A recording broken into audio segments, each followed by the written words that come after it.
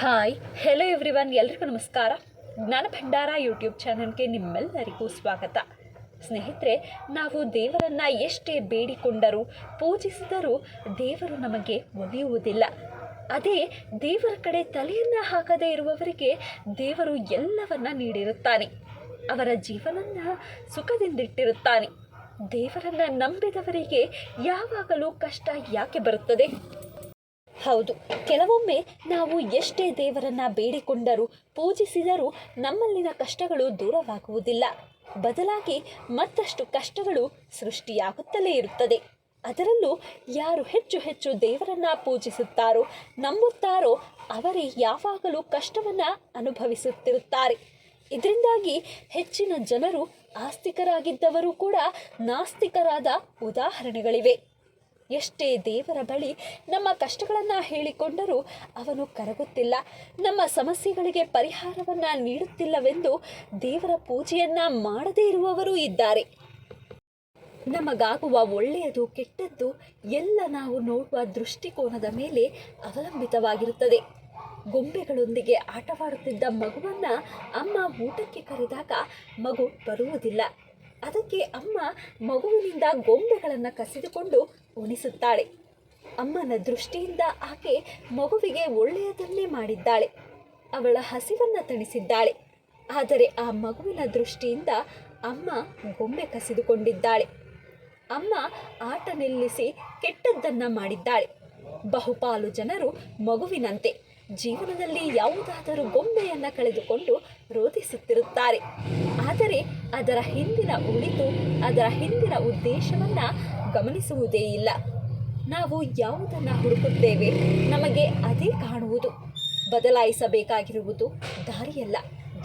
ಕೆಟ್ಟವರು ಇನ್ನೊಬ್ಬರಿಗೆ ನೋವು ಕೊಟ್ಟು ಬದುಕುತ್ತಾರೆ, ಆದರೆ ಒಳ್ಳೆಯವರು ಮಾತ್ರ ನೆಮ್ಮದಿಯಿಂದ ನಿದ್ರಿಸುತ್ತಾರೆ.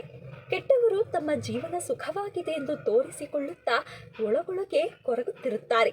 ಆರ್ಥಿಕವಾಗಿ, ಸಾಮಾಜಿಕವಾಗಿ ಕೆಟ್ಟವರು ಉತ್ತಮವಾಗಿರಬಹುದು. ದಿನದ ಅಂತ್ಯದಲ್ಲಿ ಎಲ್ಲರೂ ಬಯಸುವುದು ಒಂದೇ, ಅದು ಮನಃಶಾಂತಿ. ದೇವರನ್ನು ನಂಬುವವರಿಗೆ ಯಾಕೆ ಕಷ್ಟ ಜಾಸ್ತಿ ಎಂಬ ಪ್ರಶ್ನೆ ಮಹಾಭಾರತದಲ್ಲಿನ ಅರ್ಜುನನಿಗೂ ಕಾಡತೊಡಗಿತ್ತು. ಇದನ್ನು ಅರ್ಜುನ ಶ್ರೀಕೃಷ್ಣನ ಬಳಿ ಕೇಳುತ್ತಾನೆ. ಈ ವಿವರಣೆಯನ್ನು ನಾವು ಭಗವದ್ಗೀತೆಯಲ್ಲೂ ನೋಡಬಹುದು. ಅರ್ಜುನನ ಪ್ರಶ್ನೆಗೆ ಶ್ರೀಕೃಷ್ಣ ಒಂದು ಕಥೆಯ ಮೂಲಕ ಉತ್ತರಿಸುತ್ತಾನೆ. ಶ್ರೀಕೃಷ್ಣ ಅರ್ಜುನನನ್ನು ಕುರಿತು, ಅರ್ಜುನ, ಒಬ್ಬ ಆಸ್ತಿಕನಾದ ಹಾಗೂ ಒಬ್ಬ ನಾಸ್ತಿಕನಾದ ಇಬ್ಬರು ಶಿಷ್ಯರನ್ನು ಹೊಂದಿರುತ್ತಾನೆ.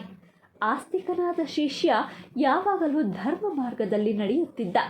ದೇವರ ಪೂಜೆ ಪುನಸ್ಕಾರ, ದೇವರ ಮಂತ್ರ ಪಠಣೆ, ದೇವರ ಧ್ಯಾನ, ದೇವಸ್ಥಾನಗಳಿಗೆ ಭೇಟಿ ನೀಡುವಂತಹ ಧಾರ್ಮಿಕ ಕಾರ್ಯಗಳಲ್ಲಿ ತನ್ನನ್ನು ತೊಡಗಿಸಿಕೊಳ್ಳುತ್ತಿದ್ದ.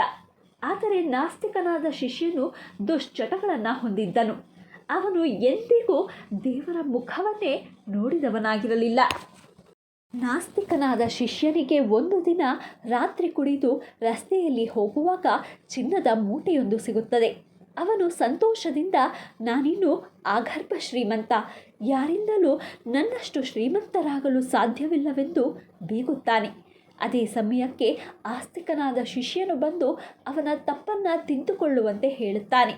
ಇದು ಯಾರದ್ದೋ ಹಣ, ಇದನ್ನು ತೆಗೆದುಕೊಳ್ಳುವುದು ಸರಿಯಿಲ್ಲ ಎನ್ನುತ್ತಾನೆ.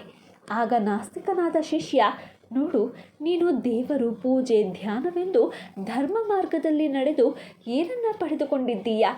ಪೂಜೆ ಪುನಸ್ಕಾರಗಳಿಂದ ಏನು ಸಿಕ್ಕಿದೆ ಎಂದು ಹೇಳುತ್ತಾ ಅವನಿಗೆ ಅವಮಾನಿಸುತ್ತಾನೆ. ಆಸ್ತಿಕ ಶಿಷ್ಯನಿಗೆ ಅವನು ಹೇಳಿರುವುದು ಸರಿಯೆಂದೆನಿಸಿ ಇದಕ್ಕೆ ಉತ್ತರವನ್ನು ಪಡೆದುಕೊಳ್ಳಲು ತನ್ನ ಗುರುವಿನಲ್ಲಿಗೆ ಬರುತ್ತಾನೆ. ಆಗ ಗುರುಗಳು ಆತನಿಗೆ, ಪ್ರಸ್ತುತ ಜನ್ಮದಲ್ಲಿ ನಾವು ಹಿಂದಿನ ಜನ್ಮದಲ್ಲಿ ಮಾಡಿದ ಪಾಪಕರ್ಮಗಳಿಗೆ ಬೆಲೆ ತರಬೇಕಾಗುತ್ತದೆ. ಹಿಂದಿನ ಜನ್ಮದಲ್ಲಿ ನೀನು ನಾಸ್ತಿಕನಾಗಿದ್ದೆ, ಮಾಡಬಾರದ ತಪ್ಪುಗಳನ್ನು ಮಾಡಿದ್ದೆ. ಕರ್ಮದ ಫಲವಾಗಿ ನೀನಿಂದು ಮರಣ ಹೊಂದುವ ದಿನವಾಗಿತ್ತು. ಆದರೆ ನೀನಿಷ್ಟು ದಿನ ಮಾಡಿದ ಪೂಜೆ ಪುನಸ್ಕಾರ, ದೇವರ ಅನುಗ್ರಹದಿಂದ ಒಂದು ಮುಳ್ಳು ನಿನ್ನ ಕಾಲಿಗೆ ಚುಚ್ಚುವ ಮೂಲಕ ಪಾರಾಗಿದ್ದೀಯ. ಅವನು ಈ ಜನ್ಮದಲ್ಲಿ ನಾಸ್ತಿಕನಾಗಿರಬಹುದು, ಆದರೆ ಹಿಂದಿನ ಜನ್ಮದಲ್ಲಿ ಮಹಾನ್ ಸಾಧ್ವಿ, ದೇವರ ಬಗ್ಗೆ ಅಪಾರ ಭಕ್ತಿಯುಳ್ಳವನಾಗಿದ್ದ.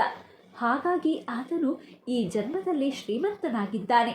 ಆದರೆ ಆತನು ಈ ಜನ್ಮದಲ್ಲಿ ಮಾಡುತ್ತಿರುವ ಪಾಪಗಳಿಂದಾಗಿ ಆ ಗರ್ಭ ಶ್ರೀಮಂತನಾಗಬೇಕಾದವನು ಕೇವಲ ಶ್ರೀಮಂತನಾಗಿ ಉಳಿದಿದ್ದಾನೆ ಎಂದು ಹೇಳುತ್ತಾರೆ. ಇದರ ಬಳಿಕ ಆಸ್ತಿಕನು ಮತ್ತೆ ತನ್ನನ್ನು ದೇವರ ಸೇವೆಯಲ್ಲಿ ತೊಡಗಿಸಿಕೊಳ್ಳುತ್ತಾನೆ. ನಂತರ ಶ್ರೀಕೃಷ್ಣ ಅರ್ಜುನನನ್ನ ಕುರಿತು, ಅರ್ಜುನ, ಈಗ ನಿನಗೆ ತಿಳಿಯಿತೆ, ದೇವರು ಎಲ್ಲವನ್ನ ಮೊದಲೇ ತಿಳಿದಿರುತ್ತಾನೆ. ನಾವು ನಮ್ಮ ಫಲವನ್ನು ಪಡೆದುಕೊಳ್ಳಲು ಆತುರ ಪಡಬಾರದು. ದೇವರು ನೀಡುವ ತನಕ ತಾಳ್ಮೆಯಿಂದ ಕಾಯಬೇಕು ಎಂದು ಹೇಳುತ್ತಾನೆ. ಒಳ್ಳೆಯವರಿಗೆ ಕೆಟ್ಟದ್ದಾಗುವುದು ಹೇಗೆ?